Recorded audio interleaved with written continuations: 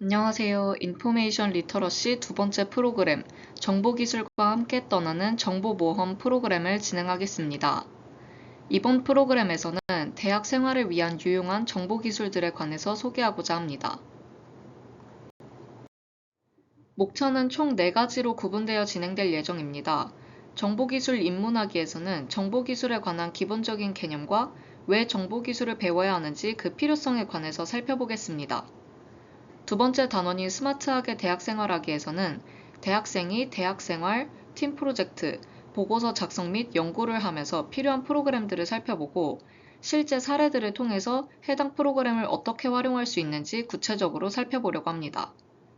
세 번째 단원인 정보 200% 활용하기에서는 정보 수집, 데이터 분석, 데이터 시각화에 관해서 살펴보고 마지막 단원인 생성형 인공지능에서는 생성형 AI에 대해 자세히 살펴보고 이를 활용하는 방법에 대해서 구체적으로 말씀드리도록 하겠습니다.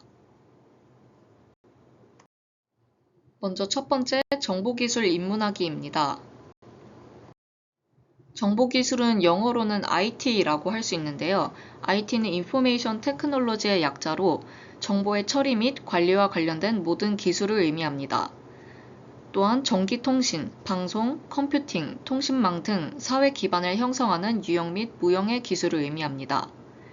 이러한 정보기술의 장점은 아날로그 방식에 비해 빠른 정보 처리가 가능하며 일상생활뿐 아니라 학습과 연구의 효율성을 증대할 수 있다는 장점이 있습니다.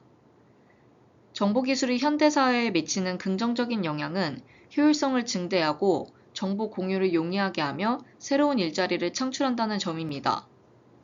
한편으로는 정보기술은 부정적 영향을 끼치기도 하는데요.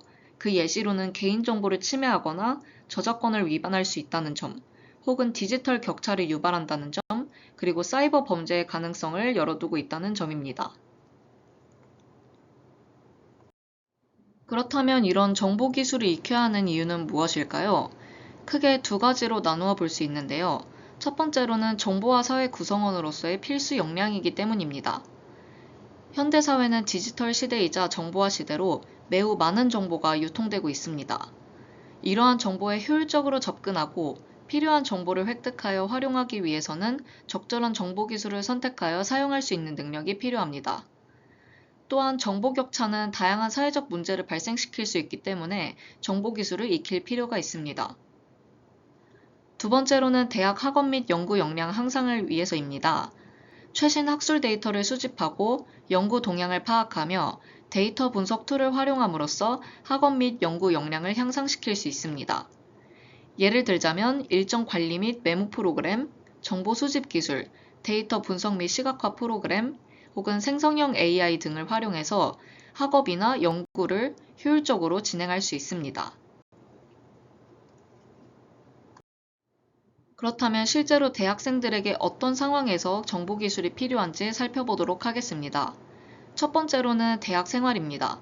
수업을 수강하거나 개인적인 일정을 관리하고 카드 뉴스를 제작하거나 문서를 작성하는 등 대학의 전반적인 생활에 관련해서 정보기술이 필요합니다.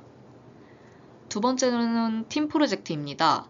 팀 프로젝트를 위해서는 드라이브나 클라우드 시스템, 공동작업 시스템, 화상회의 프로그램, 혹은 진행상황 관리 툴 등이 필요합니다. 마지막으로는 보고서 작성 및 연구에 필요한데요. 예를 들면 설문조사 툴이나 통계 분석 프로그램, 혹은 참고문헌 관리 프로그램 등이 필요합니다. 두 번째 단원인 스마트하게 대학 생활하기에서는 구체적으로 어떤 프로그램들을 활용할 수 있는지 살펴보도록 하겠습니다. 첫 번째로 대학 생활에 유용한 프로그램입니다. 대학 생활 중에는 필기 프로그램 혹은 일정 관리 툴, 카드 뉴스 제작 툴, 문서 작성 프로그램 등을 활용할 수 있는데요. 필기 프로그램 같은 경우 최근 대학생들은 종이보다는 디지털 패드를 활용해서 필기를 하고 있습니다. 이런 경우 필기를 좀 더 용이하게 해주는 프로그램으로 굿노트, 노타빌리티, 플렉슬, 노트쉘프 등의 프로그램을 사용할 수 있습니다. 이 중 굿노트와 노타빌리티, 플렉슬은 iOS에서만 활용이 가능하고 노트쉘프의 경우 갤럭시에서도 사용이 가능합니다. 다음으로는 일정 관리 툴인데요. 대학생들의 경우 수업이나 팀 프로젝트, 과제, 혹은 아르바이트 등 많은 일정들을 관리해야 합니다. 때문에 이런 일정들을 효과적으로 관리할 수 있는 정보 기술이 필요한데요. 예를 들면 노션, 구글 캘린더, 네이버 캘린더, 혹은 투두메이트 등의 프로그램을 활용할 수 있습니다. 구글 캘린더나 네이버 캘린더 같은 경우 달력의 기능에 좀 더 초점을 두고 있기 때문에 일정을 단순히 기록하는 데 용이하고, 투두메이트의 경우 해야 할 일들 혹은 루틴을 정리하는 데 용이합니다. 노션 같은 경우 단순히 일정이나 할 일을 정리할 뿐 아니라 해당 일정과 관련된 상세한 사항들을 적을 수 있다는 장점이 있습니다. 다음 카드뉴스 제작 툴로는 망고보드, 미리캔버스, 캔바 등이 있습니다. 대학 생활 중에는 과제나 혹은 학생의 활동 등으로 인해서 카드뉴스나 인포그래픽 등을 작성해야 할 일이 많은데요. 이런 경우 이런 프로그램들을 활용할 수 있습니다. 마지막으로 문서 작성 프로그램은 흔히 사용하는 한글, 그리고 MS 오피스 시리즈 등이 있습니다. 이 사진은 노션을 활용해서 연구 일정을 관리하고 논문 작성을 진행한 사례입니다. 왼쪽 사진의 경우 연구 논문 플래너로 계획을 날짜별로 상세하게 정리해 둔 것을 확인할 수 있고, 완료 여부를 체크할 수 있도록 템플릿을 제작해 둔 페이지입니다. 오른쪽 사진의 경우 연구의 초록이나 혹은 구체적인 목차 등을 정리해 놓은 것인데요. 노션에서는 이러한 기본적인 템플릿들을 공개하고 있기 때문에 이러한 템플릿들을 활용해서 사용하는 것을 추천드립니다. 다음으로 팀 프로젝트에 필요한 프로그램은 드라이브나 클라우드 시스템, 혹은 공동 작업 툴, 화상회의 프로그램, 그리고 일정 관리 툴 등이 필요할 수 있겠는데요. 드라이브나 클라우드 시스템으로는 구글 드라이브나 네이버 마이박스, 그리고 MS 원드라이브 등을 활용할 수 있습니다. 그리고 공동 작업 툴 같은 경우 한 파일을 여러 사람이 동시에 같이 실시간으로 수정할 수 있는 툴을 의미하는데요. 예시로는 구글 문서 도구 혹은 캔바 등을 사용할 수 있습니다. 이러한 툴을 활용하면 실시간으로 계속 수정된 파일을 계속 주고받지 않아도 된다는 장점이 있습니다. 다음으로는 화상회의 프로그램인데요. 흔히 사용하는 줌이나 구글 미츠, MS 팀즈, 그리고 웹엑스 등을 활용할 수 있습니다. 마지막으로 일정 관리 툴로는 노션이나 웬투밋 등의 프로그램을 활용할 수 있습니다. 노션 같은 경우 굉장히 자유도가 높게 템플릿을 수정할 수 있다는 장점이 있고요. 웬투밋 같은 경우 팀 프로젝트를 진행하는 경우 팀원들이 각자가 가능한 시간을 표시해서 겹치는 시간, 즉 가능한 시간을 바로 확인할 수 있도록 해주는 그런 웹툴입니다.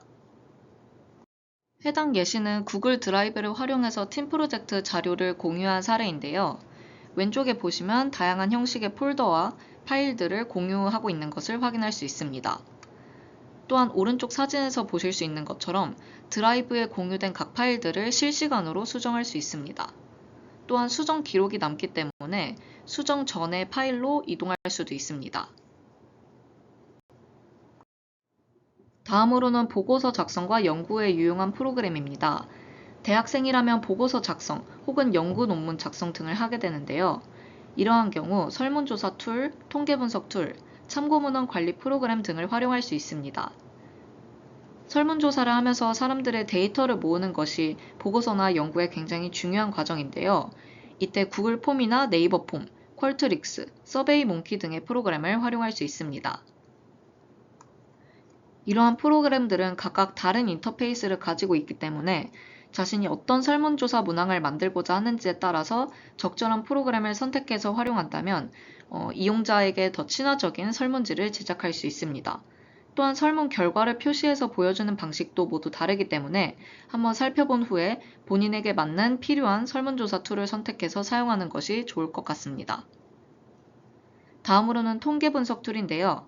데이터를 모으고 난 다음에 이러한 데이터를 분석을 해서 보고서나 연구 논문에 작성을 하게 됩니다.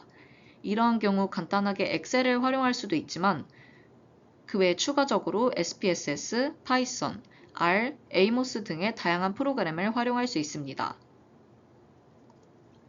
SPSS 같은 경우 그래픽 인터페이스 기반이기 때문에 처음 접하는 사용자들도 이용하기에 굉장히 쉽다는 장점이 있습니다. 반면 파이썬이나 R 같은 경우 코드 기반이기 때문에 처음 접하는 사람들은 코드를 작성할 수 없다면 처음 프로그램을 활용하는데 어려움이 있을 수 있습니다. 하지만 한번 활용을 하게 된다면 굉장히 자유도가 높아지기 때문에 다양한 분석을 시행하거나 혹은 다양한 방식으로 시각화를 해서 데이터를 보여주는 데 용이합니다. 마지막으로는 참고문헌 관리 프로그램인데요. 보고서 작성이나 연구를 하는 과정에서 많은 참고 문헌들을 보게 됩니다. 이런 경우 문헌이 너무 많아지게 되면 이러한 문헌들을 포괄적으로 관리해주는 시스템이 필요한데요. 이러한 프로그램이 바로 이 참고 문헌 관리 프로그램입니다. 대표적으로는 엔드노트, 레프웍스, 맨들레이 이 세 가지가 있는데요.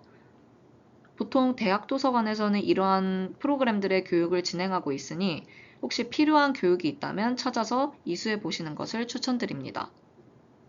또한 엔드노트와 레프웍스, 맨들레이 이 세 가지 프로그램의 경우 각기 다 장점이 있고 다 다른 특장점이 있기 때문에 본인이 어떤 컴퓨터 환경이라던가 혹은 관리하고자 하는 참고 문헌이 한국 문헌인지 혹은 외국의 문헌인지 이런 다양한 조건들에 따라서 다른 프로그램을 선택해서 사용하시기 바랍니다. 해당 사진은 구글 폼을 활용해서 연구 설문 응답을 수집하고 관리한 사례입니다. 왼쪽 사진에 보시는 것처럼 설문지를 제작할 수 있고 오른쪽에 보시는 것처럼 응답 내용을 요약해서 제공받을 수 있으며 이러한 응답 내용들을 엑셀로 정리해서 파일로 다운로드를 받을 수 있습니다. 다음 세 번째 단원은 정보 200% 활용하기입니다.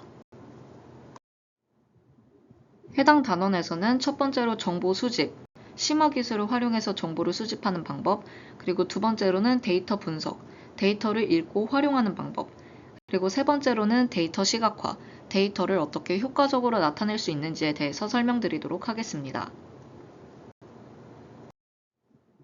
첫 번째로는 정보 수집하기입니다. 정보 수집에 관해서 좀 더 심화 기술을 활용해서 다양한 데이터를 수집할 수 있는 방법이 있는데요. 구체적으로는 웹 크롤링, 웹 스크래핑, 혹은 이미지 검색 등의 방법을 활용할 수 있습니다. 웹 크롤링 같은 경우 크롤러를 활용해서 웹사이트를 자동으로 탐색하고 정보 수집을 하는 기술입니다. 반복적으로 작업을 수행해서 많은 데이터를 굉장히 빠르게 수집할 수 있다는 장점이 있습니다. 한편 웹 스크래핑의 경우 특정 웹페이지의 정보를 스크랩해서 저장하는 기술로 여러 데이터 형식으로 스크래핑이 가능합니다. 방금 말씀드렸던 웹 크롤링과 이 웹 스크래핑을 활용해서 데이터 수집을 하지 못하도록 사이트에서 제한하는 경우가 있기 때문에 수집 시에는 주의가 필요합니다. 세 번째로는 이미지 검색인데요. 사람들이 흔히 사용하는 키워드 검색 대신 이미지를 넣거나 이미지 주소를 입력해서 이를 바탕으로 검색 결과를 찾아내는 방식입니다. 구글 이미지 검색이나 네이버 스마트 렌즈 등을 활용할 수 있습니다. 말씀드린 이런 방법들을 통해서 좀 더 다양한 심화 정보를 수집하거나 많은 양의 데이터를 빠르게 수집할 수 있습니다. 해당 사진은 웹 크롤러 리스틀리를 활용해서 국립중앙도서관의 도서 정보를 크롤링한 사례인데요. 리스틀리를 다운받은 후 웹페이지 중에서 크롤링 대상 부분을 선택한 후 각 열 단위로 구분되어 크롤링된 데이터 중에 필요한 항목을 선택해서 다운로드 받을 수 있습니다. 이렇게 크롤링 도구를 활용하면 웹상에 있는 다양한 데이터들, 많은 데이터들을 굉장히 빠르게 수집할 수 있습니다. 두 번째로는 데이터 분석, 데이터 읽고 활용하기입니다. 데이터 분석이란 데이터를 수집하고 이를 정리, 재조직 및 해석하여 유용한 정보와 통찰을 도출하는 과정입니다.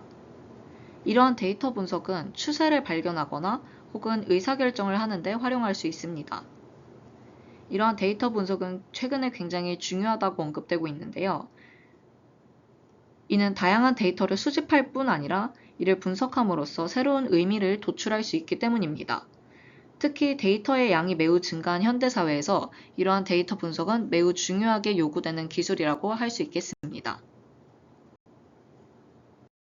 이러한 데이터 분석 방법에는 굉장히 다양한 방법이 있는데요. 기술 통계, 네트워크 분석, 키워드 분석, 동향 분석 등이 있습니다. 기술 통계의 경우 데이터의 합, 평균, 편차 등 주요 통계값을 분석하는 방식입니다. 엑셀이나 SPSS 등의 프로그램을 활용해서 계산할 수 있습니다. 다음으로는 네트워크 분석인데요.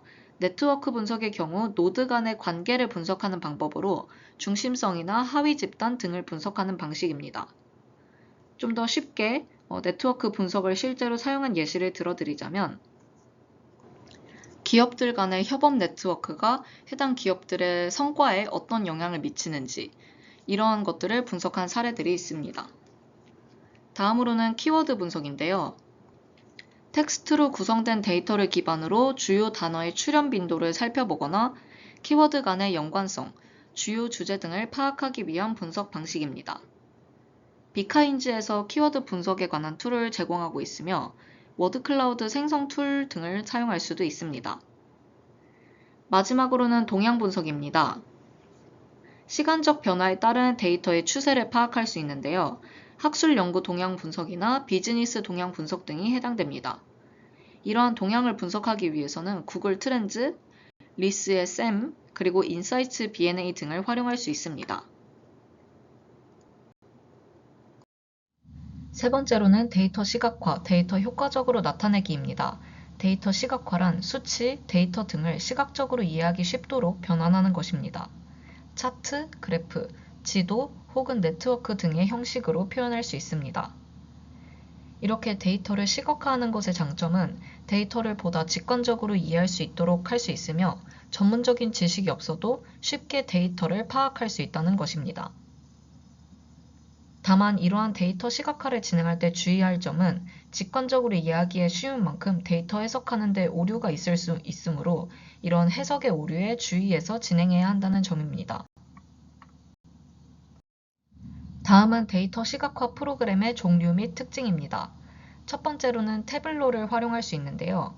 태블로의 경우 엑셀과 유사한 형태로 사용자 친화적인 인터페이스가 장점입니다. 또한 대시보드를 통해서 사용자가 원하는 방식으로 시각화 내용을 구성할 수 있다는 장점이 있습니다. 또한 태블로 퍼블릭을 이용한다면 사람들이 공유한 데이터 시각화 자료를 확인할 수 있기 때문에 이러한 자료들을 참고해서 본인의 데이터 시각화를 좀 더 용이하게 할 수 있습니다. 다음으로는 파이썬과 R입니다. 파이썬과 R 같은 경우 코드를 기반으로 데이터를 시각화하는 프로그램인데요. 사용이 어려울 수 있지만 다양한 커스터마이징이 가능하다는 장점이 있습니다. 분석을 시행하는 코드 혹은 분석 결과를 시각화할 때 노드를 어떤 색상으로 할지, 어떤 모양으로 표시를 할지 등 이런 세세한 부분들을 본인이 직접 코딩으로 모두 조정을 할 수 있기 때문에 자유도가 높다는 장점이 있습니다. 다음으로는 UCINet입니다. 주로 소셜 네트워크 분석에 활용되는 프로그램인데요. 네트워크 분석 및 시각화에 특화된 프로그램입니다. 때문에 네트워크에 굉장히 다양한 지표들을 분석할 수 있다는 장점이 있습니다. 또한 UCINet도 파이썬과 R만큼은 아니지만 데이터 시각화 결과를 개인적으로 조정할 수 있는 다양한 옵션들을 가지고 있습니다. 마지막으로는 게피입니다. 게피 같은 경우에도 UCINet과 같이 데이터 네트워크 분석과 시각화에 특화되어 있습니다. 말씀드린 이런 툴들 외에도 노드 엑셀, 미로, 구글 데이터 스튜디오, 차트블럭 등 다양한 시각화 툴이 있으며 새로운 프로그램이 지속적으로 개발되기 때문에 본인의 필요에 따라서 혹은 데이터 활용 목적에 따라서 데이터 형태에 따라서 적절한 프로그램을 선택해서 활용할 수 있습니다. 그럼 데이터 시각화 예시를 살펴보겠습니다. 이 사진 같은 경우에는 한 학생이 한국도서관정보학회지의 공공도서관 주제어 논문의 초록 키워드를 분석해서 연구 동향을 파악한 내용입니다. 이렇게 2012년부터 2015년까지, 2016년부터 2019년, 그리고 2020년부터 2023년까지 해당 논문들의 초록 키워드들을 분석해서 워드 클라우드 형태로 표시한 것을 확인할 수 있습니다. 이렇게 워드 클라우드를 생성하기 위해서는 우선 초록 텍스트를 수집을 해야 하는데요. 리스에서 학술지 논문 중 주제의 공공도서관이 있는 논문 중 여러 조건들을 추가해서 조건에 맞는, 필요에 맞는 데이터들을 수집을 합니다. 이 검색 결과를 다운받으면 논문 초록을 확인할 수 있는데요. 이런 논문 초록들을 텍스트 분석을 통해서 불용어를 제거하여 데이터를 가공합니다. 해당 사례의 경우 파이썬을 활용해서 단어를 토큰화하고 특정 품사를 제외하고 제거했습니다. 이렇게 논문 초록 데이터가 수집되고 단어가 추출이 되면 워드 클라우드 생성을 진행할 수 있습니다. 워드 클라우드를 만들 수 있는 여러 가지 툴이 있지만 한 가지 예시로 이 해당 사이트에 접속해서 텍스트란에 키워드를 입력하고 글자색, 폰트, 배경색, 워드 클라우드 모양 등을 수정해서 적절한 시각화로 변경할 수 있습니다. 또한 워드 클라우드 만들기를 클릭해서 이미지를 생성한 후에 다운로드를 클릭하면 이미지를 다운로드 받을 수 있습니다. 또 다른 예시로는 노드 엑셀을 활용해서 국외 대학 도서관 발전 계획에 등장한 키워드 간의 네트워크를 분석한 사례입니다. 여기에 나타나 있는 시각화는 국외 대학 도서관 발전 계획의 전반적인 키워드들을 네트워크 형태로 분석한 자료입니다. 해당 논문에 언급된 바와 같이 국외 대학 도서관 발전 계획의 동시 출연 네트워크 구조를 시각화하기 위해서 노드 엑셀 프로그램을 활용한 것을 확인할 수 있습니다. 또한 군집별로 노드의 형태와 색상을 다르게 설정해서 시각적으로도 여러 개의 군집을 구분할 수 있도록 하였으며 각 군집에서 가장 높은 출현 빈도수를 가진 키워드를 군집의 대표 키워드로 설정했습니다. 이런 식으로 네트워크 분석을 활용할 수 있습니다. 세 번째는 태블로를 활용한 예시인데요. 이 사진의 경우 태블로를 활용해서 베리아 공공도서관의 이용자 국적 분포를 시각화한 내용입니다. 이렇게 지도로도 시각화를 진행할 수 있다는 점을 참고하시면 좋을 것 같아서 해당 예시를 가져왔습니다. 또한 태블로 퍼블릭에 접속하면 다양한 시각화 예시를 확인할 수 있고 템플릿을 활용할 수 있기 때문에 이러한 부분들을 참고해서 데이터 시각화를 진행할 수 있습니다. 마지막 예시는 미로입니다. 이 사진의 경우에는 미로를 활용해서 프로젝트 방향성이나 흐름도를 시각화한 내용입니다. 미로 같은 경우에는 마인드맵, 프레임, 워크, 플로우, 차트 등의 템플릿을 활용할 수 있습니다. 마지막 네 번째 단원에서는 손쉽게 활용하는 생성형 AI에 대해서 설명드리도록 하겠습니다. 먼저 AI와 생성형 AI의 차이에 관해서 설명드리겠습니다. AI는 Artificial Intelligence의 약자로 인간의 지능을 모방하여 학습, 추론, 문제 해결 등을 할 수 있는 컴퓨터 시스템입니다. 주로 데이터를 분석하거나 예측하는 데 사용됩니다. 반면 생성형 AI 같은 경우 전통적 AI와는 달리 제공된 데이터를 바탕으로 새로운 콘텐츠를 생성할 수 있는 AI 시스템입니다. 텍스트 생성 AI, 이미지 생성 AI, 음악 생성 AI 등이 있습니다. 그런 다양한 콘텐츠를 생성할 수 있는 생성형 AI의 종류에 관해서 설명드리자면 텍스트 생성형 AI의 경우 흔히 사용하는 챗GPT, 구글 제미나이, 그리고 현재 베타 버전이 진행되고 있는 네이버 큐, 그리고 리튼, 그리고 MS 코파일럿 등이 있습니다. 한편 이미지 생성형 AI 같은 경우 파이어플라이, 달리, 미드저니와 같은 프로그램들이 있습니다. 이러한 생성형 AI들은 현재도 꾸준히 개발되고 있는 추세입니다. 제 주요 생성형 AI에 관해서 비교해 드리도록 하겠습니다. 첫 번째로는 챗GPT입니다. 챗GPT는 오픈 AI에서 개발한 대화형 인공지능 챗봇으로 2022년에 프로토타입으로 시작되었습니다. 다른 생성형 AI와 달리 주고받은 대화 내용을 기억할 수 있다는 장점이 있습니다. 다음으로는 구글 제미나이입니다. 구글의 방대한 데이터베이스를 활용해서 개발되었다는 장점이 있으며 2023년 공개되었습니다. 텍스트뿐만 아니라 이미지, 비디오 등 다양한 데이터를 처리하고 생성할 수 있습니다. 다음으로는 네이버 큐인데요. 네이버에서 한국어를 중심으로 개발한 생성형 AI로 네이버 검색, 블로그, 카페 등의 서비스와 연동되어 활용되고 있습니다. 현재는 베타 서비스를 제공하고 있습니다. 다음은 MS 코파일럿인데요. MS 코파일럿의 경우 마이크로소프트사에서 개발한 생성형 AI로 주로 마이크로소프트 오피스 프로그램과 통합해서 활용할 수 있습니다. 또한 챗GPT-4를 탑재하고 있는 모델입니다. 다음으로는 감마 AI입니다. 감마 AI의 경우 텍스트 생성형 AI라기보다는 프레젠테이션, 문서, 그리고 웹페이지 등을 제작할 수 있는 생성형 AI로 PDF로 저장하거나 링크를 공유해서 사용할 수 있습니다. 다음으로는 리튼입니다. 리튼 같은 경우 국내에서 제작된 생성형 AI인데요. 초거대 생성형 AI를 기반으로 한 콘텐츠 생성 플랫폼입니다. 다양한 생성형 AI를 한자리에서 사용할 수 있다는 장점이 있습니다. 다음으로는 생성형 AI를 학습에 활용하는 방법에 관해서 설명드리겠습니다. 총 5가지 정도로 구분을 해볼 수 있겠는데요. 첫 번째로 일반적인 정보 검색에 활용할 수 있습니다. 일반 검색 포털에 검색하는 것과 달리 맥락을 반영한 검색 결과를 얻을 수 있다는 장점이 있습니다. 두 번째로는 보고서 및 논문 작성하기입니다. 글쓰기 주제나 구성에 관련된 아이디어를 얻거나 번역, 문체 수정, 문법 수정 등을 할 수 있습니다. 세 번째로는 컨텐츠 제작하기입니다. 이미지, 음악, 영상, PPT, 문서, 웹사이트 등 다양한 컨텐츠들을 제작하여 학습에 활용할 수 있습니다. 네 번째로는 음성을 텍스트로 변환하는 방법입니다. 수업이나 인터뷰 내용을 녹음해서 텍스트로 변환하여 활용할 수 있습니다.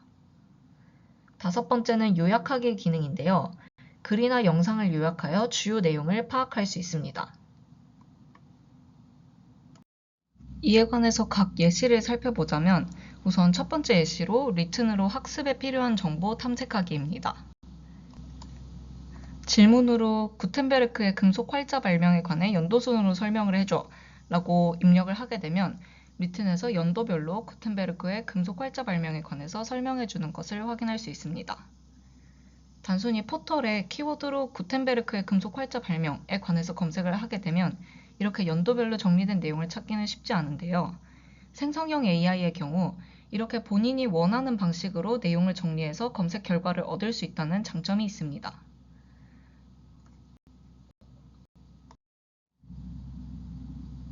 다음 예시는 노션 AI를 활용해서 보고서를 위한 표 작성하기입니다. 예를 들어 보고서를 위해서 여러 나라의 대표 공공도서관을 비교하는 경우 이렇게 챗GPT를 활용해서 비교할 수 있습니다. 먼저 질문으로 여러 나라의 대표 공공도서관을 비교해줘 라고 입력한 다음 후속 질문으로 해당 내용을 표로 비교 정리해줘 라고 프롬프트를 입력하면 여러 나라의 대표 공공도서관을 비교해서 표로 작성해 주는 것을 확인할 수 있습니다. 물론 이러한 표 작성뿐 아니라 번역, 아이디어, 브레인스토밍, 요약하기, 문법 수정, 어조 변경 등 다양한 기능을 활용할 수 있습니다.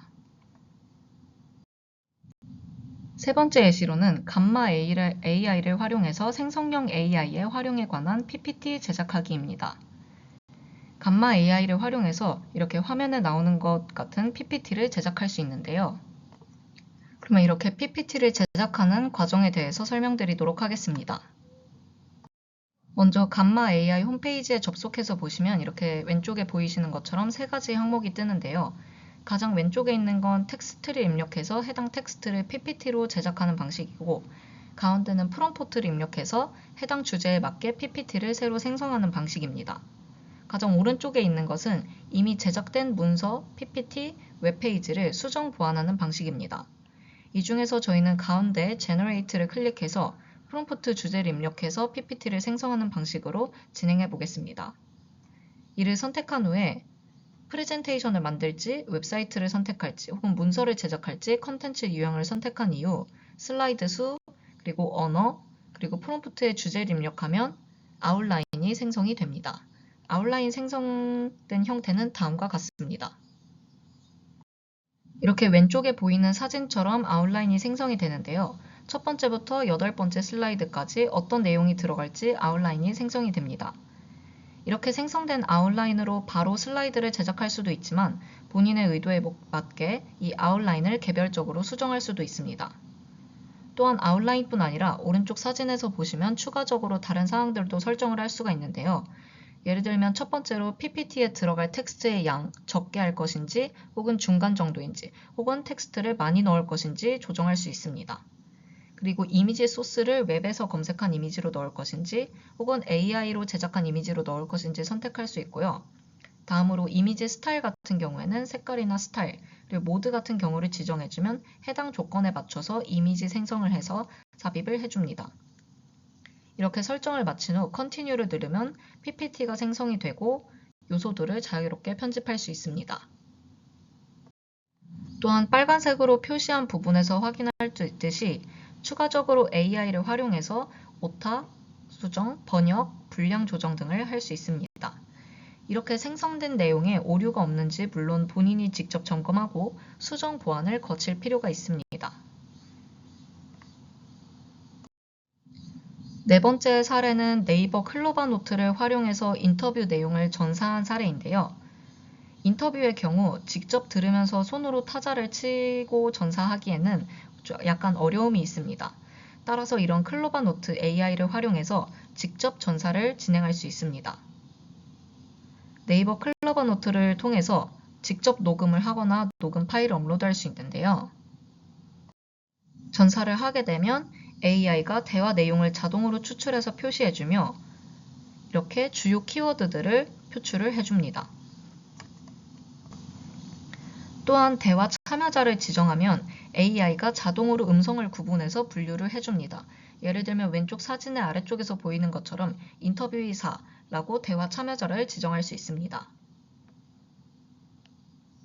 오른쪽 사진은 AI 요약인데요. 물론 이 전사된 내용들을 AI 요약을 통해서 인터뷰 구간별로 주요 내용을 정리해서 확인할 수도 있습니다. 마지막으로는 인공지능을 활용해서 유튜브 영상을 요약할 수 있습니다. 유튜브 서머리 윗 챗GPT 앤 클로드는 크롬 브라우저의 확장 프로그램인데요. 크롬 브라우저에 해당 프로그램을 추가하면 유튜브 영상을 텍스트로 요약해줍니다. 영상의 오디오가 텍스트로 변환이 되고 이 오른쪽 사진에 보이시는 동그라미 이 부분을 누르시면 해당 내용들을 요약해주는 방식입니다. 프로그램 이름에서 알 수 있듯 챗GPT와 클로드 중에서 AI 모델을 선택해서 사용할 수 있고 현대는 미스트랄 AI와 제미나이 또한 활용되고 있습니다. 또한 영어 외에도 한국어 등 다국어 지원을 하고 있어서 여러 언어의 영상에 활용할 수 있습니다. 이렇게 생성형 AI를 활용할 때에는 프롬프트를 잘 작성하는 것이 중요합니다. 프롬프트란 원하는 결과를 얻기 위해 생성형 AI에 입력하는 질문 메시지를 의미합니다. 주로 텍스트로 입력하는 방식이지만 생성형 AI의 종류에 따라서 사진이나 파일 등을 입력하는 경우도 있습니다. 다음으로는 프롬프트를 작성할 때 참고하면 좋은 4가지 사항에 관해서 말씀드리겠습니다. 우선 첫 번째로는 유사한 프롬프트로 여러 가지 답변을 받아 이를 취합해서 활용하는 것입니다. 내용은 유사하더라도 문장을 작성하는 방식이나 단어 선택을 다르게 하면 생성형 AI는 다른 결과물을 출력해 줍니다. 따라서 프롬프트를 조금씩 수정해 가면서 여러 결과물을 받고 이 중 필요한 내용들을 취합해서 사용하면 한 번의 프롬프트로 얻는 결과물보다 더 좋은 답변을 얻을 수 있습니다. 두 번째로는 답변을 받은 후 해당 답변에 대해 판단해서 수정 보완하여 추가 질문을 하는 것입니다. 앞서 말씀드렸다시피 첫 번째 입력한 프롬프트의 답변으로는 본인이 정확히 원하는 결과물을 얻기 어려운 경우가 많습니다. 답변으로 출력된 내용을 살펴보고 본인에게 어떤 부분이 더 필요한지, 수정되었으면 하는 부분이 있는지, 아니면 생성형 AI가 잘못 이해한 부분은 없는지 판단해서 추가로 프롬프트를 입력해서 개선된 결과물을 얻을 필요가 있습니다. 세 번째로는 중의적인 단어나 잘 사용하지 않는 단어는 명확한 단어로 대체하거나 구체적으로 명시하는 것이 중요합니다.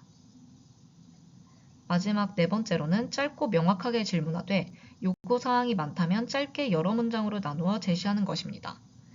생성형 AI는 사람이 아니기 때문에 긴 맥락을 쉽게 이해하지 못할 수 있기 때문입니다. 생성형 AI 활용 과정을 이렇게 도식으로 나타내 볼 수 있겠는데요. 무엇이 필요한지, 어떤 결과물이 필요한지 정확히 알고 있는 경우 구체적으로 질문을 할 수 있습니다. 예를 들면 원하는 응답의 예시를 추가한다거나 필요 없는 정보를 제외해서 명확성 높이기, 그리고 응답 분량, 양식, 목차, 문체 등을 지정해서 구체적으로 질문할수록 더 좋은 답변을 얻을 수 있습니다. 하지만 저희가 생성형 AI를 활용할 때 결과물로 무엇이 나와야 좋은 것인지, 결과물로 무엇이 필요한지 아직 요구사항이 명확하지 않은 경우도 있을 수 있습니다. 그런 경우 우선은 추상적으로 넓은 범위를 질문한 후 다시 질문하면서 답변 범위를 좁혀나가는 것이 원하는 결과물을 얻는 데 도움이 될 수 있습니다. 예를 들어서 대학 생활을 잘 하려면 어떻게 해야 할지, 아니면 보고서를 작성해야 하는데 어디서부터 시작해야 할지 잘 모르겠다면 이런 추상적인 질문들을 통해서 일단 1차로 응답 내용을 받아볼 수 있습니다. 이후에는 응답 내용에서 제외하거나 추가할 내용 알려주기, 응답 내용을 어디에 활용할 것인지, 예를 들어 보고서용인지, 일반 대중들에게 발표하기 위한 자료인지 등 활용 목적에 대해서 알려주기, 그리고 응답 내용 중 잘못된 내용은 수정해서 프롬프트를 입력한다면 더욱 구체화된 결과를 얻을 수 있습니다. 실제로 추상적으로 질문했을 때와 구체적으로 질문했을 때 응답 내용을 비교해 보겠습니다. 왼쪽에서는 네트워크 분석을 하는 방법을 알려줘 라고 굉장히 포괄적인 질문을 했는데요. 이 경우 네트워크 분석의 전반적인 과정에 대해서는 잘 알려주고 있으나 실제 과제에 적용하기에는 아이디어 제공 차원에서의 응답 내용이 대부분이라서 활용하기에 어려움이 있습니다. 예를 들어 어떤 데이터를 바탕으로 어떤 네트워크 분석을 하는지에 따라서 데이터 수집 방식이 달라질 수 있으나 이러한 부분은 고려하지 못한 응답을 받았다는 단점이 있습니다. 또한 사진에는 나오지 않았으나 해당 프롬프트의 결과로 네트워크 분석이 가능한 여러 프로그램을 알려주고 그중 한 프로그램을 활용해 분석하는 방법을 알려주었는데 만약에 보고서를 작성할 때 해당 프로그램을 활용하지 않는다면 해당 응답 내용은 활용하기 어렵겠죠. 다만 과제의 진행 방향이 모호해서 전반적인 아이디어가 필요할 때에는 이러한 방식을 유용하게 활용할 수 있겠습니다. 오른쪽 사진은 왼쪽과 달리 질문을 보다 구체적으로 입력한 경우입니다. 예를 들어서 UCINet을 활용해서 논문 키워드 네트워크를 분석하는 방법을 물어보았습니다. 해당 프롬프트에서는 분석에 어떤 프로그램을 활용할 것인지, 어떤 데이터를 바탕으로 네트워크 분석을 할 것인지 구체적으로 명시하고 있습니다. 이 덕분에 요구사항이 명확하지 않았던 왼쪽 프롬프트의 결과와는 달리 어떤 식으로 데이터를 수집해야 하는지 보다 구체적이고 확실한 응답을 얻을 수 있습니다. 이렇게 프롬프트를 작성하는 데에 주의할 점들이 있었는데요. 프롬프트 작성 외에도 주의해야 할 점들이 있습니다. 첫 번째로 저작권 및 윤리적 고려, 두 번째로는 정보 보호, 세 번째로는 할루시네이션 및 정보의 편향성입니다. 저작권 및 윤리적 고려에 관해서는 생성형 AI가 생성한 컨텐츠의 저작권에 유의해서 사용해야 합니다. 또한 생성형 AI가 생성한 컨텐츠가 윤리적으로 올바른 내용인지 점검 후에 사용해야 할 필요가 있습니다. 두 번째로는 정보 보호인데요. AI와 생성형 AI는 사용자가 입력한 데이터를 학습할 수 있습니다. 때문에 중요한 개인정보나 기밀정보를 입력하지 않도록 주의해야 합니다. 세 번째로는 할루시네이션 및 정보의 편향성인데요. 인공지능은 정보를 처리하는 과정에서 오류가 발생하거나 편향된 정보를 도출할 수 있습니다. 이를 할루시네이션이라고 하는데요. 이에 주의해서 도출된 내용들을 바탕으로 점검 및 수정을 거칠 필요가 있습니다. 다음으로는 오늘 학습한 내용을 바탕으로 스스로 성취도를 점검해 볼 수 있는 표입니다. 스스로 직접 성취도를 점검해 보시기 바랍니다. 그럼 이것으로 교육을 마치도록 하겠습니다. 감사합니다.